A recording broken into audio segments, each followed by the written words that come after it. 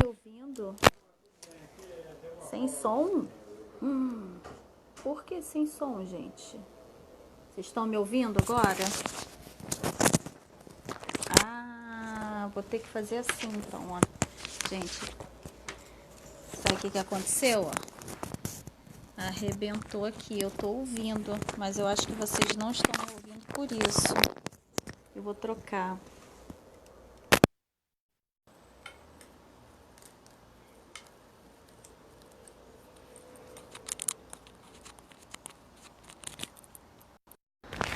E agora? Tá com som, gente? Tá com som? Estão me ouvindo? E agora? E agora? Tá ouvindo? Não estão ouvindo ainda? Deixa eu testar de novo, gente. Não sei o que eu... Agora sim. Ah, foi, Suzana? Então, tá. Era meu fone, gente. Perdão. Meu fone de ouvido. Assim, eu queria ficar discreta na casa, mas meu fone de ouvido acabou de arrebentar aqui. Eu ouvia, mas não consegui... Vocês não me ouviam. Boa noite. Só esperando o pessoal chegar pra gente dar sequência. Continuar a sequência de entrevistas, né, com as pacientes que participaram do livro Quando a Beleza Sobressai a Limitação. E hoje a entrevista é com a Luciana, tá? Vou falar um pouquinho aqui do Recomeçar para a gente dar início.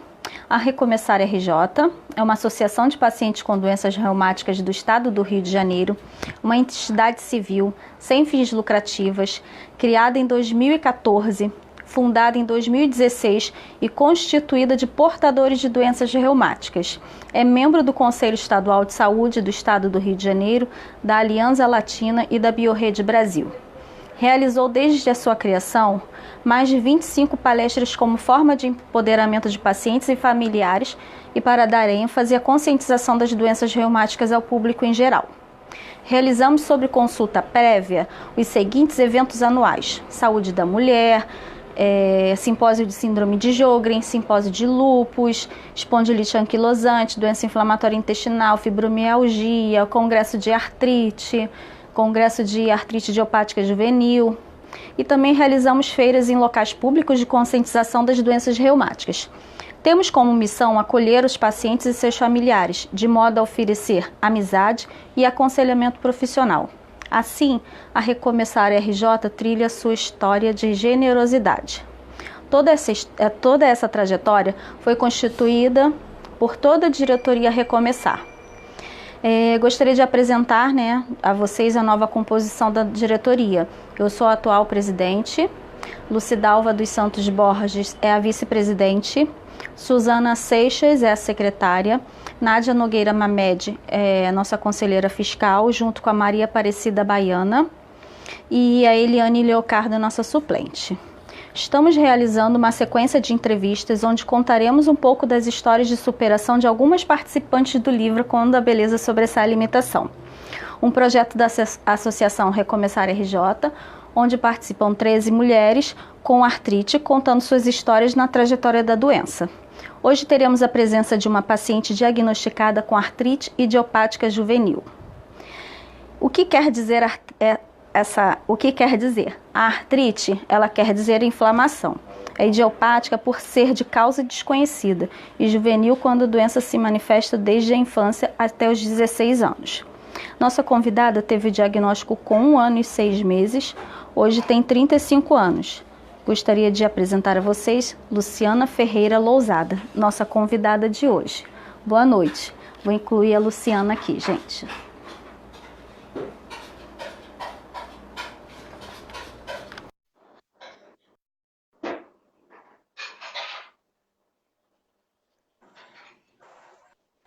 Oi, Luciana.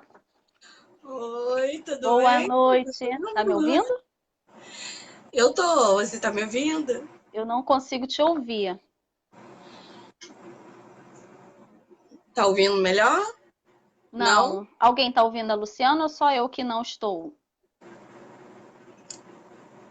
Deixa eu tirar. Oi, Lu. Tá melhor Não, assim? continuo não te ouvindo. Ah, então não é o problema do microfone, peraí.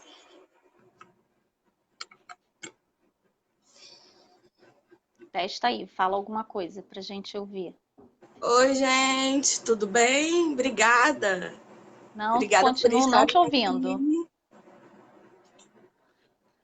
A Luciana tá toda tchuca, toda produzida, tá linda, um arraso. Mas eu não estou te ouvindo, Luciana. Tenta tirar seu microfone e colocar de novo do celular. Já tirei 1 milhão de Não vezes. estou ouvindo. Já tirei, já Eu não estou ouvindo coloquei, a já Luciana, tirei. gente. Por quê? Estão me ouvindo, ó. A Andréia, Eu não a ouço a Luciana. Suelen, a... Oi, Karina, tudo bem? Tá todo mundo ouvindo a Luciana ou eu não Estão estou me ouvindo? Só ouvindo. eu. Estão ouvindo as duas. Deixa Mas a gente tem que se Fala. ouvir. Agora eu ouvi você. Tirei meu microfone então. Peraí, então. Você tá me ouvindo, Luciana? Eu tô. Ah, agora eu tô te ouvindo. Antes eu não estava. Não, era o meu microfone, não sei o que que era. Ele não queria sair o som do áudio. Tudo bom? Tudo bem, graças a Tá Deus. bonita, hein? Tá toda Poxa, muito produzida. obrigada pelo convite. Obrigada a todos que estão aí assistindo. Obrigada a você por ter aceito o convite e, primeiramente, já ter aceito o convite de participar do livro, né? Que foi uma escolha muito difícil. As Nossa, pessoas, assim, a gente já ouviu até muitas pessoas falando: ai, por que eu não fui chamada? Por que eu não fui selecionada? Ah, era só a panelinha. Não foi, gente, não foi isso. A gente tinha um leque de opções de mulheres lindas, assim, lindas que eu digo, uma história surpreendente para dar, né? De incentivo para mostrar que existe vida após a artrite.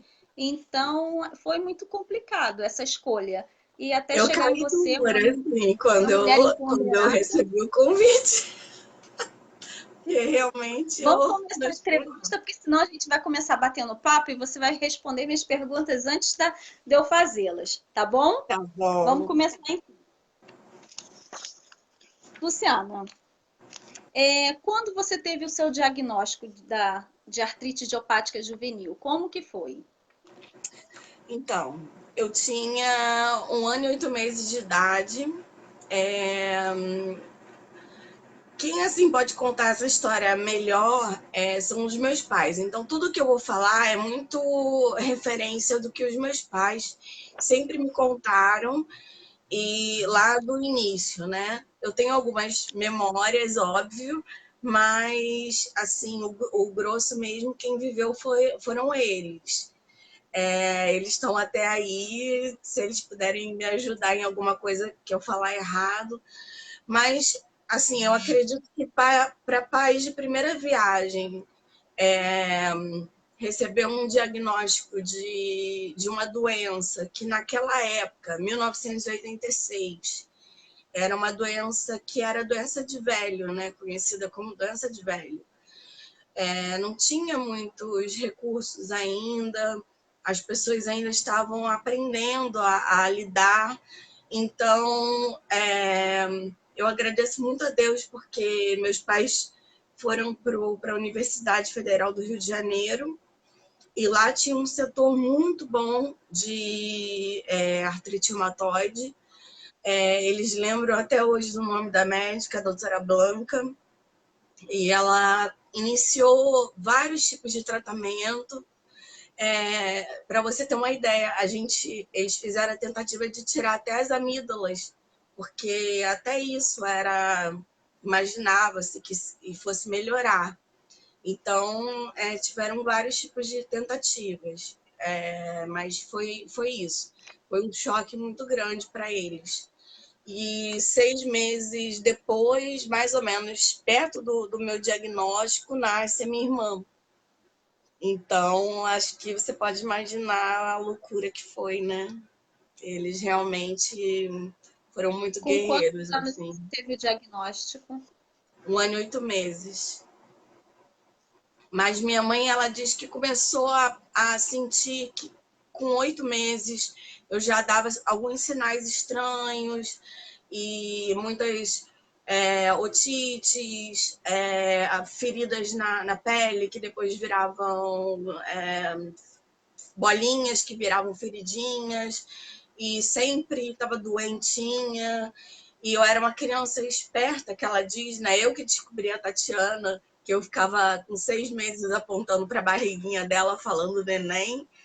E ela pegou e disse que eu, com 8 meses, ela tentava me colocar sentada e eu caía. Então, assim, eu já tinha alguns sinais ali de que não estava muito bem. Você teve o seu diagnóstico muito cedo. Como que foi o seu crescimento, a sua rotina escolar? Como que foi que você entrou para a escola? Me conta um pouco dessa sua rotina. Meus pais estão falando aqui, eu tô. Mas tá certo. Então, eu acho que, pelo que eu me lembro, assim, eu não faltava muito à escola, eu era uma aluna boa, né, exemplar. Eu, desde muito cedo, eu criei um senso de compensação muito forte, que eu não sei explicar. Foi de criança, assim, não foi nada que, assim, que veio, sabe? Foi uma coisa que surgiu. Então eu tentava ser muito certinha em tudo, assim, na escola. E educação física, óbvio que eu era uma negação, né? Mas as outras matérias eu sempre me empenhava muito. Óbvio que eu sofria muito bullying, né? Porque é tragicômico, gente, assim, essa história. As pessoas que... A gente tem que aprender a rir de si mesmo às vezes, né? Porque senão não dá, né? A gente fica só chorando e chorando, porque eu peguei assim, acho que eu passei na fila da doença várias vezes da minha família, porque eu nasci com orelha de abano, as duas orelhas de abano, e de um momento para lá o meu mento ele parou, o meu queixo ele parou de se desenvolver. Depois fizeram a medição, ele ficou 4 centímetros para trás. E, além disso, eu tinha pouca abertura, né, da boca e tudo. Minha mãe, às vezes, me alimentava com aquela colherzinha de sobremesa, colherzinha de café, porque não entrava mesmo a colher normal. E aí, era muita gozação no colégio com relação às orelhas. E aí, graças a Deus, meu pai, na época, correu atrás no plano, e Deus abençoou, foi abrindo as portas, e eu consegui que a cirurgia de orelha de abano não fosse enquadrada como estética, mas como uma situação psicológica mesmo. E eu fiz. Só que eles não sabiam que eu não tinha muita abertura. E na hora de me entubar, eles acabaram tendo que optar ou entre deslocar os meus dentes da frente ou entre eu morrer. E aí eles optaram, óbvio, entre deslocar os dentes da frente. E aí eu acordei, e foi numa época também que eu tomei o cloroquina, na época não era nem hidroxicloroquina, era o cloroquina, e eu tive uma alteração de cor de pele, assim, bem forte mesmo, é uma reação rara, que na época o médico disse que era normal, e ficou muito engraçado, porque eu fui para casa com a orelha consertada, mas os dentes, assim, foram 4 centímetros para frente, o queixo 4 centímetros para trás, a orelha consertada, a pele com vários tons mais escuros, mas a minha autoestima era muito assim, eu não tinha noção, sabe? Porque eu lembro que teve um concurso na sala de aula de aluna mais bonita, eu me candidatei. Mas eu não Autoestima. sabia que eu era feinha daquele jeito, eu não sabia. Na minha cabeça eu era normal, eu era igual a minha irmã. Então, assim, realmente eu levei, eu tive esse bullying, mas eu compensava de outras formas. Eu tive muitas amizades que eu guardo até hoje, então foi tudo bem, graças a Deus, não foi nada Como que assim. a sua família, Luciana, recebeu esse diagnóstico assim, que seus pais falam para você, né? Porque você era muito pequena.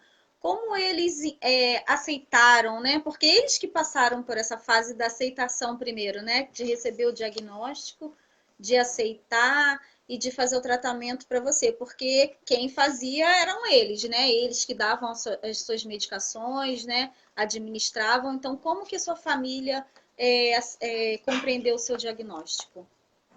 Então, com muito medo, eu acho que eu lembro meu pai, da minha mãe falando que eles tinham muito medo do futuro, sabe? Eles tinham muito medo do que eu iria me tornar, porque a família da minha mãe, eu já tinha uma tia com lupus. Eu tenho uma tia que faleceu e ela tinha lupus. E tinha outros primos com doenças reumáticas, febre reumática, gota, outros tipos de doenças na área da reumatologia. Mas a minha tia era uma coisa que realmente era muito sério, né? Que era forte. Então, acho que eles olhavam e eles ficavam um pouco preocupados e tudo. E eles pensavam como é que seria o meu futuro, se eu ia conseguir casar, se eu ia conseguir trabalhar, se eu ia conseguir ter uma vida normal, assim. E acho que é medo, acho que deu muito medo neles, né? Minha mãe tá falando. Quem não ficaria, né? Mas Quando você, Luciana, você que cresceu, entendeu você entendeu o diagnóstico da artrite idiopática? Como que foi para você ter, depois de algum tempo, entender que era uma paciente crônica? assim, eu nunca tive a remissão, né? Então, eu, na verdade, sempre foi uma coisa que nunca teve aquela parte realmente de remissão, de ficar só na dipirona, no Dorflex, ou só nos 5 miligramas de corticoide. Nunca foi assim. Então, eu sempre fui uma paciente com artrite ativa, mesmo que não dava nos exames aquelas partes ativas. Eu acho que eu fui me dar conta na adolescência, quando eu comecei a querer tomar as rédeas do meu tratamento e comecei a querer ir por outros caminhos, porque assim, eu agradeci muito aos meus pais, mas eu falei, a partir daqui eu quero tomar, né, as decisões. Não quero tentar homeopatia mais, não quero tentar bezetacil, não quero tentar esse tipo de tratamento. Eu quero realmente fazer um tratamento mais ortodoxo, sei lá. E foi aí que eu me dei conta, e eu acho que eu sempre soube, né, disso, e de certa forma eu sempre lidei com isso, tomava os remédios e tudo. Ah, uma coisa rapidinho, Kátia, que eu posso só acrescentar. Mas, claro. Na minha família, influenciou muito assim na vida da minha irmã, porque a minha irmã, ela meio que ficou sem querer, óbvio, né? Que o amor de pai não se mede. Amor de pai é igual, de mãe. Eu tenho certeza que você sabe disso, você Não que é se mãe. divide. E é igual, mas a atenção ela teve que ser voltada para mim. E a minha irmã, ela tinha a bronquite, né, asmática lá, e ela tinha também as necessidades dela. E ela muitas vezes teve que abrir mão de toda essa atenção, né, em cima dela, porque o meu caso era grave, era mais urgente. Então, assim, de certa forma, afetou muito também a vida da minha irmã. E eu não sei como hoje, assim, nós somos melhores amigas, porque nós sempre fomos melhores amigas, mas realmente podia ter criado assim uma situação horrível, porque realmente eu me ponho no lugar dela e eu vejo que ela deve ter sofrido muito, porque ela também precisava, né? Mas eu precisava mais naquele momento. Quando você teve o diagnóstico, levou muito tempo até iniciar os sintomas, até o médico descobrir que era realmente artrite? Quanto tempo levou, você sabe dizer? Então, minha mãe diz que começou a perceber com 8 meses e com 1 ano e 8 meses teve o diagnóstico. Então, mais ou menos 1 ano. Ela disse que mais ou menos 1 ano aí. E como é hoje o seu tratamento, Lu? Hoje, meu tratamento é um tratamento à base, assim, eu já fiz toda aquela parte com biológicos injetáveis e hoje eu faço tratamento com o Xeljanz, não sei se eu pronunciei certo. Ele é Sim. bem difícil, eu sempre soletro ele quando eu vou falar, porque ele é bem difícil. E hoje meu tratamento é com ele, com Arava, graças a Deus eu consegui fazer o desmame depois de muitos anos do corticoide, né, que foi muito difícil, e naproxeno, ainda continuo tomando alguns remédios para dor, muitas e muitas vezes, já fica prescrito, quando eu preciso eu vou lá e compro, e é isso, o meu tratamento está sendo feito dessa forma. Você hoje, como que foi, você sentiu quando surgiram as deformidades causadas pela hernia? Então, as deformidades foram basicamente nas mãos, né? Dedos, a parte do pescoço aqui, que as pessoas sempre perguntam: tá com torcicolo? E eu, assim, eu já cansei de explicar, eu falo, tá doendo muito, tá horrível, realmente, tô com torcicolo. Essa parte ficou muito limitada. Essa parte do maxilar também ficou um pouco limitado. Os joelhos, graças a Deus, eu até esqueci, né? Mas no desespero também, tinha semana que engessava a perna toda, outra semana tirava o gesso, outra semana engessava a perna toda, outra semana tirava o gesso. Isso na infância, porque era muito desesperador, porque a gente via lá eles viam lá no fundão crianças já que não conseguiam mais andar, que já tinham atrofiado a perna. Até que eu cheguei àquela famosa órtese do Forrest Gump, né? Que meus pais ficavam também assim com aquela luta interna de colocar e ao mesmo tempo ver a minha dor, mas ao mesmo tempo tem que segurar, porque hoje eu ando, eu corro, eu faço tudo, graças a Deus e segundamente a eles. Então, ficaram deformidades no tornozelo, nos dedos do pé, alguns dedos do pé, algumas, não, assim, mas eu escrevo. Como assim eu cresci com artrite reumatoide, eu fui meio que me adaptando. Então, tem coisas que eu faço com a mão direita, tem coisas que eu faço com a mão esquerda. Eu fui meio que me tendo esse jeitinho. E eu fico pensando até nas pessoas que passaram uma vida inteira normal e se depararam, né, do nada com essas limitações. E eu sou muito solidária porque realmente, assim, toda dica que eu posso dar, tudo que eu puder dar para facilitar, eu gosto de dar, porque realmente tem que ter um jeitinho para calçar meia, calça sapato, meia calça, nem se fala às vezes, nossa, você vai sem. Como E que é seu dia a outras dia, coisas Lu? surgiram, né? O Jogren, o Cushing, que dá ainda para ver. Seu dia a dia com essas limitações, como que é? Muito difícil? Assim, as limitações em si, assim, são Você mais ou consegue menos. realizar suas tarefas diárias normalmente? Eu não sou uma boa dona de casa, não, Kátia. Assim, eu sou muito sincera. Meu esposo, ele é 1000 vezes melhor do que eu.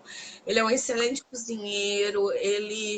Eu gostava muito, né, quando eu estava mais melhor da parte da depressão, de arrumar a casa, de ajeitar. Eu sou muito detalhista, sou muito perfeccionista.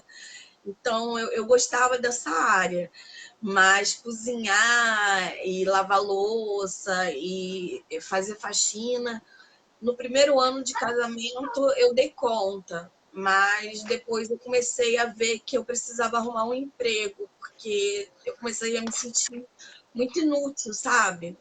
Porque eu vi que eu não ia ser boa nem em casa e eu queria agregar de alguma forma. E aí eu falei, caramba, agora que eu tô um pouquinho melhor, eu sei que eu não vou dar conta da casa, eu quero pelo menos agregar de alguma forma. E aí foi aí que eu comecei a estudar para concursos. Agora vai chegar numa parte, né, que é muito difícil, é muito sensível, mas a gente tem que tocar nesse assunto porque as pessoas têm que entender que, que existe e que a gente tem que cuidar, tem que agir, porque é muito perigoso se a gente não der a atenção necessária, a atenção que a pessoa merece ali naquele momento. A gente vai falar sobre a depressão. Quanto que a depressão impacta na sua vida? Como que foi que você começou a perceber que você estava com a depressão? Então, eu acho que realmente foi mais impactante, tanto foi porque foi junto a fibromialgia com a depressão. Em 2009 foi o diagnóstico tanto da fibromialgia quanto da depressão. Eu acredito que dali foi um marco na minha vida negativo, sabe? Se eu posso dizer que existe um momento assim negativo da minha trajetória, foi ali, porque eu era uma pessoa alegre, que ia para a igreja, que pregava, que dançava, que fazia um monte de coisas, tinha amigos, gostava de receber amigos, trabalhava, conseguia, de certa forma, gerir minha vida. E quando chegou a fibro, a depressão, e eu não sei te dizer exatamente que, o que foi o estopim para isso, sabe? Eu não sei até hoje te dizer. Eu acho que a gente é como um reservatório, sabe? E vai enchendo aos poucos. E aí chegou uma hora que transbordou. E aí, nesse momento, quando eu me vi com falta de ar, e ninguém entendia por que aquela falta de ar, e eu fui para o hospital com uma crise, como se fosse uma crise alérgica, e me deram Fernegan na época. E aí, como o Fernegan, ele tem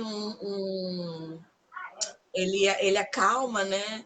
Ele bota para dormir, e eu melhorei, eu falei, era alergia mesmo a camarão. Minha mãe é muito cismada com esse negócio de alergia. E aí eu peguei, só que depois de um tempo eu tive de novo aquela falta de ar, aquela palpitação, aquela sensação de angústia, o coração apertando, o formigamento nas extremidades dos dedos, sensação de morte mesmo, sensação de micros desmaios, em que você vai realmente, sei lá, em que Eu não sei te dizer qual é a dor pior, se é a dor da alma ou se é a dor do corpo, porque eu acho que uma, eu não sei, as duas são terríveis, eu não desejo assim para ninguém, porque quando você está com a mente boa, você luta, você batalha, você corre atrás, você está cercado de gente, sabe? Que te anima, que te bota para cima. Mas a depressão ela afasta as pessoas. Ainda mais se for um período prolongado. Tudo que é muito prolongado afasta. As pessoas elas são muito compreensivas até o momento em que aquilo começa a interferir na vida delas, sabe? Até o momento em que você começa a faltar, em que você falta um aniversário importante, em que você começa a não estar mais presente. E às vezes as pessoas dizem, não, eu te entendo, mas eu não sei se realmente de fato entende. Eu acho que só quem passou por isso consegue compreender a gravidade do buraco, assim, que é. E aí eu fui, acho que 2012 foi o meu fundo, assim, do poço, que eu não conseguia sair praticamente do meu quarto.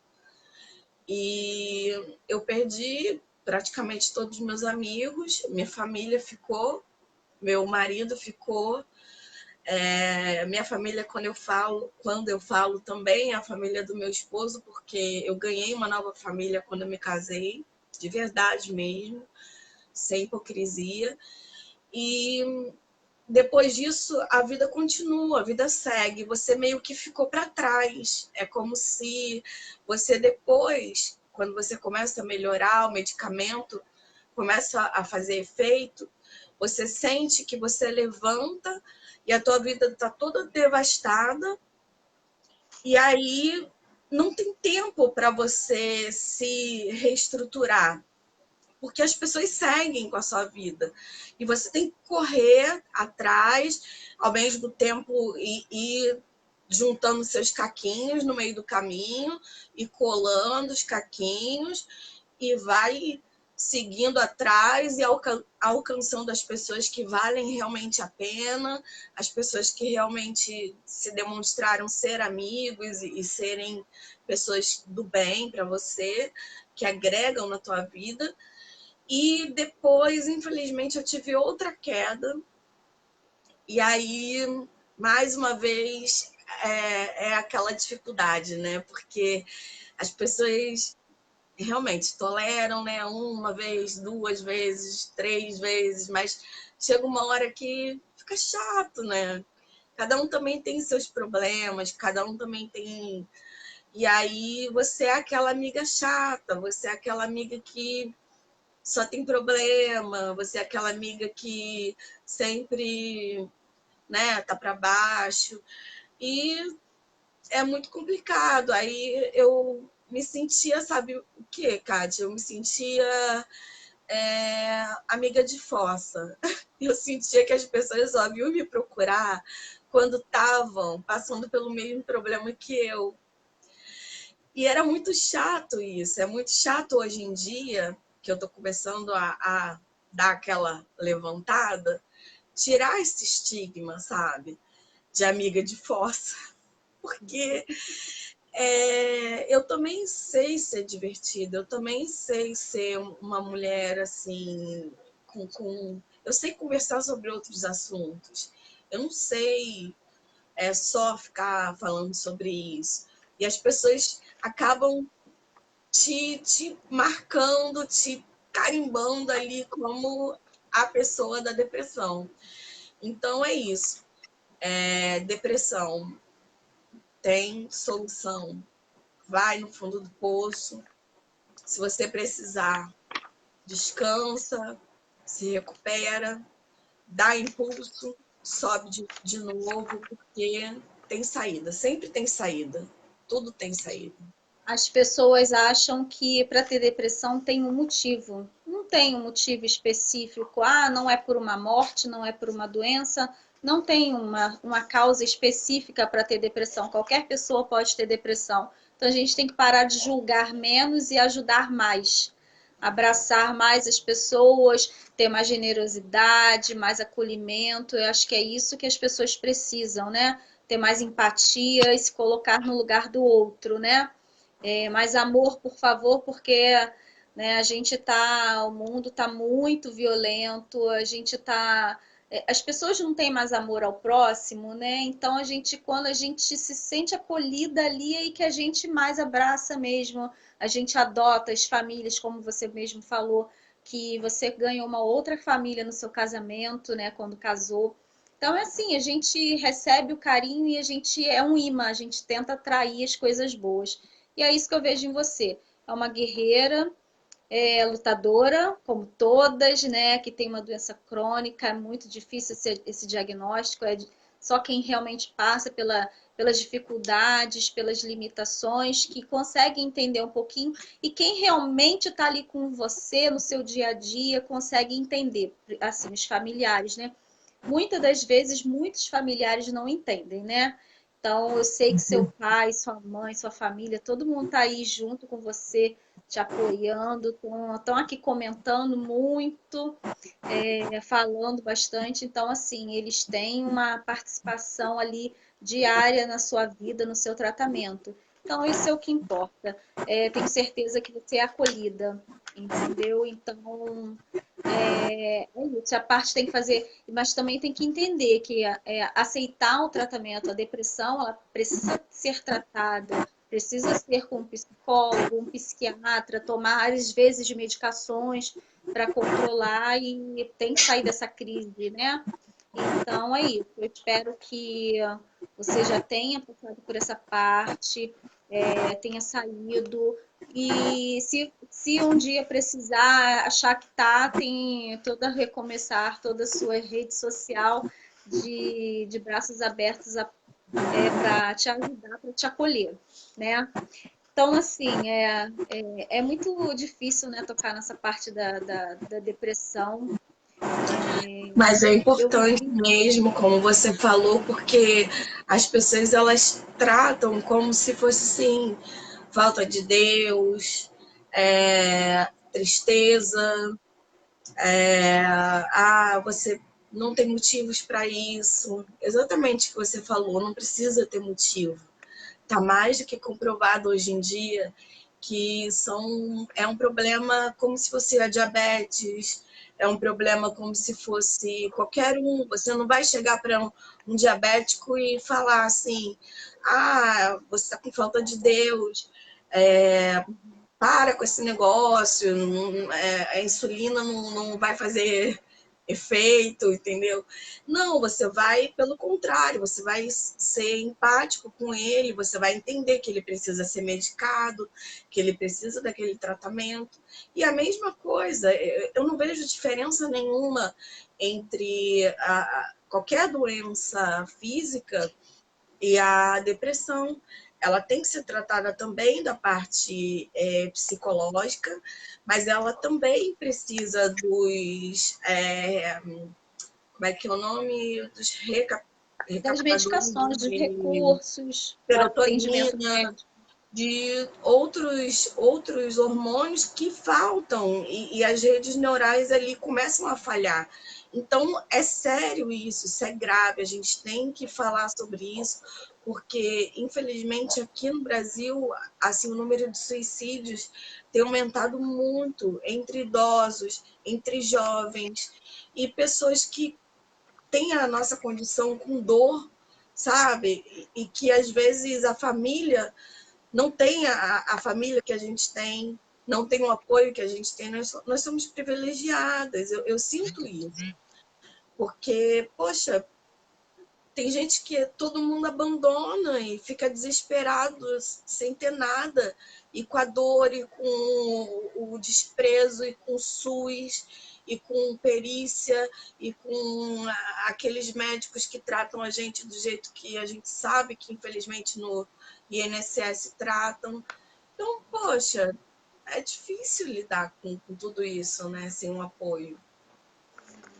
Falando em acolhimento, falando em união, você acha que os grupos de apoio eles deveriam ser recomendados como parte do tratamento?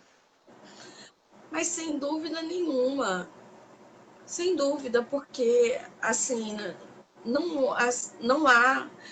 Eu acho que o recomeçar, ele aqui no Rio de Janeiro, para todos que estão vendo, né, e não conhecem ainda o trabalho do Recomeçar, eu até pedi para que vissem a página. É um trabalho incrível que vocês fazem lá. É um trabalho muito diferente do trabalho que eu faço. É um trabalho que realmente bota a mão na massa, vocês lutam pela gente, vocês estão ali ouvindo, vocês estão ali realmente mais de perto. Eu tô aqui meio que virtualmente, sabe? Sempre que eu posso, eu acolho, eu converso, mas eu acho que essa parte, assim, é essencial. Você conversar com alguém que realmente, de verdade, entende a sua dor, que não simplesmente, assim, se esforça para entender, porque é como se eu conversasse com alguém que teve câncer. Eu nunca tive câncer. Então, assim, por mais que eu tente por mais que eu sinta toda a dor, toda a empatia, as questões pessoais que a pessoa, né, que tem câncer, ela passa, são muito pessoais que têm que ser debatidas entre elas. Então, essa parte é muito importante. Eu acho que um acompanhamento terapêutico, um acompanhamento de reunião entre os próprios pacientes, para que eles também troquem as informações, as suas experiências, um escute o outro, um abrace o outro. Eu vejo isso muito nas páginas, eu acho isso muito lindo. Como sempre, assim, a gente está mal, mas a gente sempre guarda a nossa dor no bolso e tem sempre uma palavra de amor para dar para o próximo, sabe? Então, sim, com certeza. Eu acho que tinha que vir já no pacote. No receituário, né? Eu acho. Eu acho que os reumatologistas deviam atentar muito para essa parte, porque a fibromialgia, então, ela está muito ligada à parte emocional e eu sinto que ela piora muito quando o meu emocional não está bem. Então, realmente é muito importante, Kátia. Você tocou num ponto muito relevante. Como que você conheceu a Associação Recomeçar? Nossa, que amor! Foi em 2016, eu estava iniciando o blog, né? As pessoas sempre falavam: Ah, Lu, escreve um livro, você gosta de falar bastante, já deu para perceber, né? E escreve um livro. E aí eu tive a ideia do blog. E aí, em agosto de 2016, eu iniciei o blog. E aí eu conheci a Célia e conheci a Alessandra do Farmalle. É Farmalle ou Farmalê? Farmalle, né? Farmalê, porque é a Lê, Farmalle. né? A Lê de Alessandra, Farm de Farmalle. farmacêutico. Eu conheci a Célia e a Alessandra, Alessandra. que foram pessoas assim incríveis, e foi a partir dali que eu falei assim, eu fui para aquele congresso de blogueiros que naquele dia acho que você estava adoentada, e eu falei assim, caramba, tem muita gente lutando pela gente, fazendo coisa muito séria, eu tenho que melhorar muito. E aí depois eu peguei o Instagram, o Facebook, comecei a seguir vocês e comecei a assistir todas as palestras. Eu ainda estava com problema de sair de casa e, infelizmente, do pânico. E aí eu não conseguia, mas eu assistia as palestras, assistia tudo online e via o trabalho, e eu falei assim, aqui no Rio, realmente eu não conheço uma instituição que faça um trabalho mais sério assim do que vocês aqui. Você acha que as doenças reumáticas, elas têm visibilidade e seus direitos assegurados? O que você acha que pode melhorar? Nossa, acho que pode melhorar muito. Eu acho que agora, então, com essa parte da chikungunya, da zika, eu acho que vem toda uma nova geração de pessoas que estão se descobrindo, passando pelo menos por um período, né,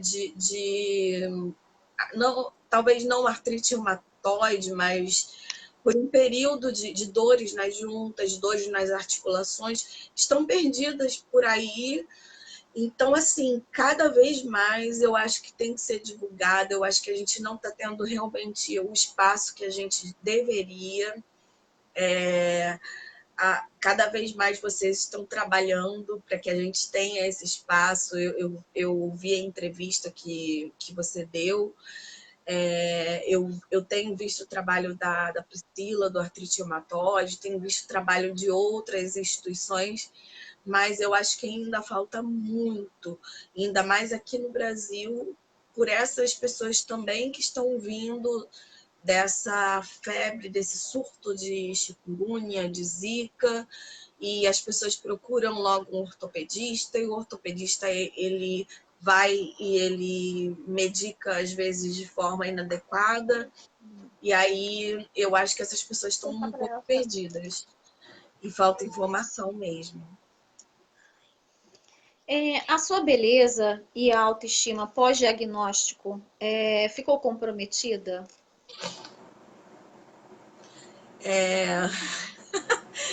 Então, como eu falei, né?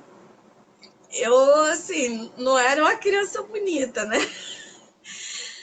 Então, não, não ficou comprometida, né? Digamos que a gente foi até melhorando aos poucos com o Você é passar do linda. tempo, Ah, isso. mas depois da depressão, da fibro, 2009, eu ganhei muito peso e eu senti que essa parte realmente mexeu muito com a minha autoestima. E isso me abateu muito, né? Agora, a perda da parte dos dentes, da orelha de abano, isso eu não tinha nem noção na época. Então, assim, comparando as fotos, mesmo gordinha, digamos que tá mais ou menos. Agora vamos falar um pouquinho sobre o livro, né? Ai, tá lá nos meus Sobre o livro, pais. Ai, sobre meu o Deus. livro, Quando a Beleza Sobressai a Limitação, o que você sentiu ao ser convidada para participar dele? Então, eu fiquei chocada. Eu fiquei chocada, assim, porque eu nunca imaginei participar de um projeto desse. Porque, como eu falei, assim, eu não me via como uma mulher bonita, né, nesse ponto, né? Eu tava assim, acabadinha, né? Toda murchinha, assim, no meu canto. Então, assim, eu não tinha noção de que a beleza ia sobressair as minhas limitações. E vocês, através desse livro, viram, né, essa beleza em mim e trouxeram à tona de novo essa autoestima, assim. Foi um evento para minha família, para mim, para tudo. Eu me senti assim uma Mona Lisa, assim. E qual o seu sentimento, já que você está falando que se sentiu uma Mona Lisa, né? Seu sentimento, assim, na preparação, na escolha da roupa, no dia, ali, aquela animação, todas as meninas reunidas, o making off, a maquiagem, o cabelo, como que você se sentiu? Eu não tinha noção também da grandiosidade do evento, sabe, Kátia? Eu achei que fosse ser uma coisa mais simples. Eu não sabia que fosse que seria uma coisa assim tão chique. Então, assim, eu fui toda, né, normal, separei, óbvio, as roupas, eu fiquei naquela ansiedade, porque tudo assim para a minha família é muito intensa, eu sou muito intensa, a parte Ferreira, principalmente, é muito intensa. Essa entrevista aqui é tipo, nossa, eu tô na Globo, venci na vida, meu Deus do céu, tá todo mundo vibrando, minha família, Jesus, um beijo pra todos. E foi a mesma coisa, eu separava figurino, falava, meu Deus, esse vai ficar bom, esse não vai, e mostrei para a Célia, mostrei para você, porque eu estava assim muito ansiosa de ficar legal. E quando eu cheguei lá e eu olhei, eu falei assim, isso é pra gente. Eu falei, nossa, nem acho que nem no meu casamento eu tive uma coisa assim tão, porque era um estúdio de noivas, não era? Era uma coisa assim muito chique. Eu fiquei, meu Deus do céu, tô Tem nosso embasbacada assim. colaborador, Cláudio Sobreira, foi o fotógrafo Foi voluntário, disponibilizou, fez aquelas fotos lindas, maravilhosas. dando Ele é um altas dicas de pose, faz assim, faz assado. E nossa, eu olhei assim, eu falei, caramba, eu vou aproveitar ao máximo. Eu tirei várias fotos e eu conheci as meninas que eu tenho muito carinho até hoje. Graças a Deus eu consigo falar às vezes com algumas delas. E eu fiquei realmente. Agora, o evento, você vai perguntar ainda do evento? Pode falar, pode falar.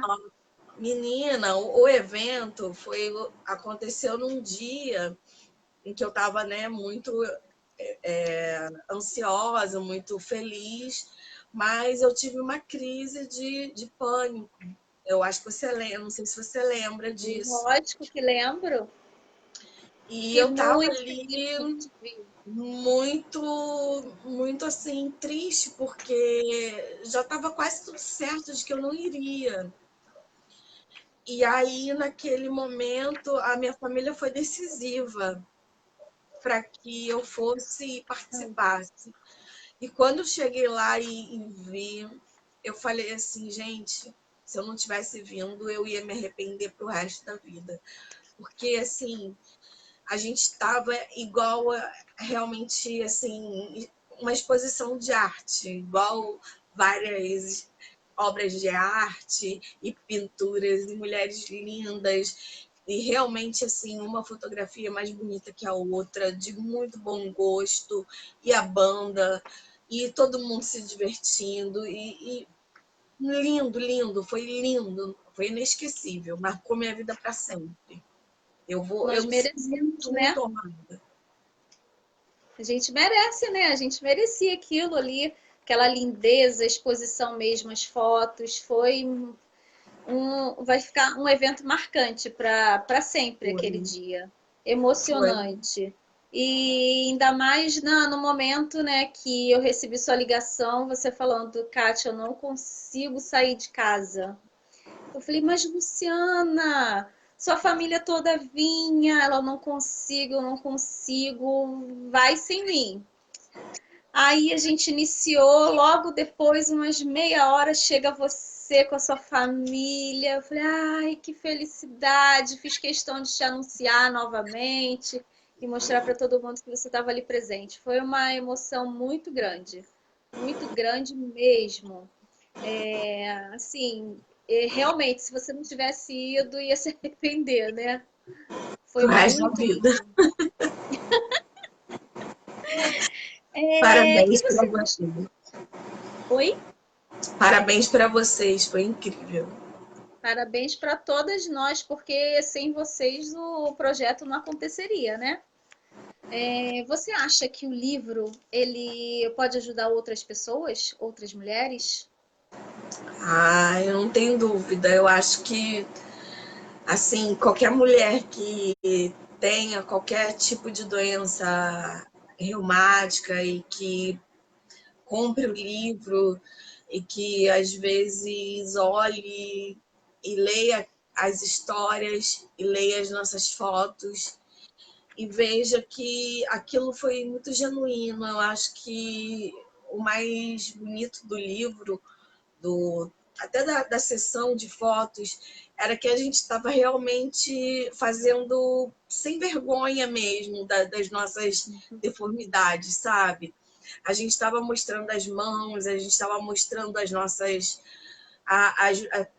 Acho que teve uma das pessoas que mostrou a muleta, e todo mundo estava ali realmente sem vergonha, porque não tem que ter vergonha mesmo, porque nós somos guerreiras, e é isso que eu sinto no livro, essa força, sabe? E assim, eu acho que qualquer mulher que abrir esse livro e ler as histórias e ver as fotos e olhar e ver que foge do padrão de beleza estabelecido pela televisão, tem pessoas de todas as idades, tem pessoas de vários biotipos. Então, assim, você vai se sentir incluída com certeza, você vai se sentir assim representada no livro, com certeza. Você vai abrir ali, vai se encontrar, seja na Kátia, seja em mim, seja na Nina, seja na Roberta, seja em qualquer pessoa que participou, você vai se sentir representada, porque ali não teve um padrãozinho.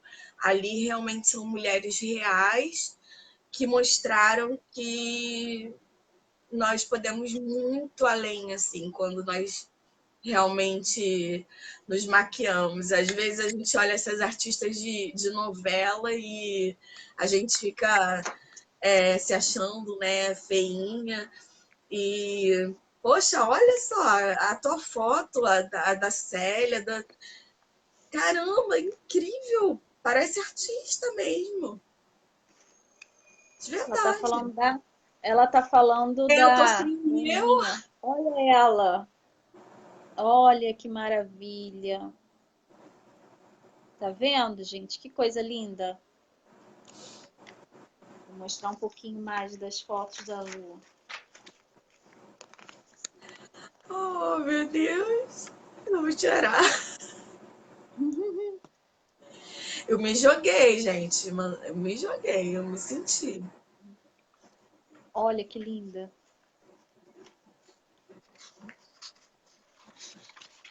E foi empoderamento, né? Acho que total, assim, foi realmente foi realmente de empoderamento mesmo, da gente se sentir poderosa ali, se sentir guerreira, falar, caramba, a gente é bonita assim mesmo, e a gente Lu, pode ser a o que a gente quiser. gente está chegando ao fim. Mas eu queria que você falasse um pouquinho, né? Você é idealizadora do Juntas Artrite Reumatoide. Queria que você falasse um pouquinho como surgiu a ideia, qual o propósito, né, do Juntas. Então, a ideia surgiu através do incentivo das pessoas, do meu marido, dos meus pais, da minha irmã, de todas as pessoas que sempre falaram: Lu, escreve, conta sua história, você tem uma palavra boa para dar, sabe? E surgiu desse desejo de, às vezes, externar a minha alegria, de, às vezes, externar a minha dor, através de... Iniciou no blog, né? Só que o blog era muito complicado e eu sentia muita dificuldade de escrever no blog. E eu migrei para o Facebook, para o Instagram, e eu comecei a ver que as respostas eram mais rápidas e que as pessoas elas tinham mais facilidade do que clicar num link e ainda abrir o link e tudo. E ali eu lidava muito mais fácil com as pessoas. E é isso que eu sinto quando estou criando um coach. Eu sinto que eu estou doando uma parte de mim, sabe? Seja uma parte sofrida, ou seja, uma parte alegre, ou seja, uma parte sarcástica. Eu sou, assim, essa pessoa. Agora a gente vai encerrar. Queria que você deixasse uma mensagem de incentivo, né, para quem está nos assistindo. Uma mensagem de incentivo. Olha só, eu fiz uma pergunta na semana passada com relação a se pudesse voltar no tempo, o que foi a Nádia, né? Foi para a Nádia semana passada? Sim, sim, foi. Então, porque é uma coisa que eu penso muito, sabe? Se pudesse voltar no tempo, o que a Nádia diria para si mesma quando ela descobriu sobre o diagnóstico dela? No meu caso, não o da artrite, mas o da fibromialgia e do pânico e da depressão, eu queria dizer para você que está me assistindo agora que tudo na vida tem solução. E às vezes a gente olha assim e não vê uma luz no fim do túnel, a gente acha que não tem saída, que não tem jeito, mas na verdade tem sim, sabe? Não adianta você achar que acabou, que você não aguenta mais, que você não suporta mais, porque essa é a sensação que a gente tem. Eu acho que a Kátia já sentiu isso muitas vezes e muita gente já sentiu isso. Porque, ainda mais quando a gente recebe mais algum diagnóstico, parece que agrega um pouquinho mais de peso nas nossas costas. E a gente já não estava conseguindo carregar o de ontem. E, tipo assim, a gente vai carregar esse mais. E a gente olha para frente e fala assim: caramba, não vou conseguir. E realmente, assim, sozinho a gente não consegue. Eu respeito, como eu falo, né, a religião de todos, mas eu acredito em um Deus que ele pode todas as coisas e que ele nos ajuda e que quando a gente não tem forças para seguir com os nossos pés, ele vai, nos carrega, nos pega no seu colo, nos seus braços de amor, e ele nos leva. E é por isso que eu hoje, 35 anos depois, eu tô aqui, tô caminhando, porque eu acho que eu já tinha parado há muito, muito tempo, porque realmente, assim, é quase impossível. Mas calma, respira fundo, tira o tempo que você tiver que tirar para si, para se reestruturar. Não é um diagnóstico fácil, mas existe sim solução, tá? Um beijo. Eu amo vocês todos. Muito, muito obrigada, Kátia. Muito obrigada a todos do Recomeçar. Muito obrigada a todos que estão assistindo. Eu amo muito vocês e vocês são uma força, assim, nossa, eu não tenho nem como falar, assim. Muito, Eu muito gostaria grande. de pedir, né, muito obrigada por você estar compartilhando com a gente, né, a sua trajetória de vida com uma doença crônica como artrite idiopática juvenil, né?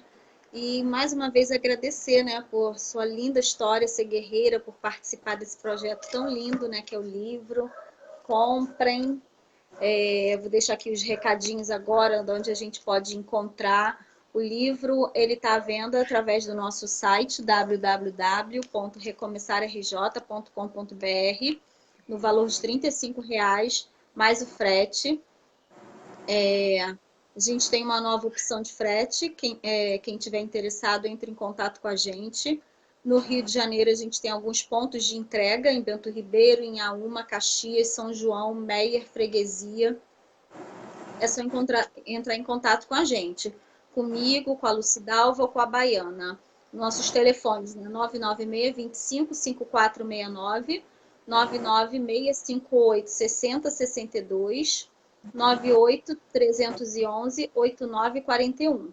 Eu convido a todas, né, a participarem da nossa próxima entrevista, que será no dia 24 de junho, que será com a Silvana Machado.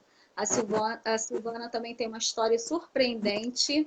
Ela tem um diagnóstico de artrite e agora está investigando, foi diagnosticada com SAF, não está com lúpus, ela está uma mistura de diagnósticos ali, depois de anos com diagnóstico fechado para artrite, ela agora está com outros 2 diagnósticos, estão duvidando do diagnóstico de artrite dela e dizendo que são outras patologias, né? Mas semana que vem ela vai estar aqui esclarecendo, contando um pouquinho dessa história pra gente. Agradeço mais uma vez, né, Luciana, por sua boa vontade de compartilhar aqui com a gente. E até semana que vem, gente. Deixa eu ver se a Silvana está por aqui para botar ela aqui pra gente se falar um pouquinho. Não, Silvana Nossa, não tá força, aqui. Silvana. Poxa. A Silvana não está aqui. Muito da Então, Silvana. semana que vem a gente se fala, tá bom? Agradeço, obrigada a todos vocês e até semana que vem. Tchau, Lu, um beijo. Tchau, gente. Boa noite a todos. Abracinho. Tchau, tchau. Tchau. Tchau, beijo.